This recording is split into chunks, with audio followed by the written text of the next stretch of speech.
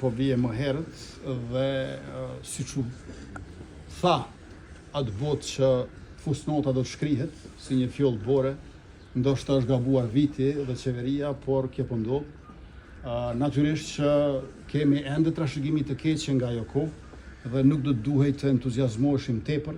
Unë po e ritheksoj që pengesat, problemet, sfidat, vështirësitë kryesore që i kam pasur gjatë negociatave në Bruksel vinë pikërisht prej trashëgimisë së mbrapsht që na e kanë lënë qeveritë pararendëse.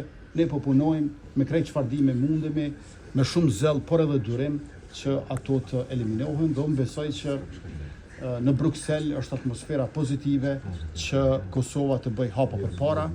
E dy hapat më të rëndësishëm në vijim janë pyetësori prej Komisionit Evropian dhe statusi i vendit kandidat.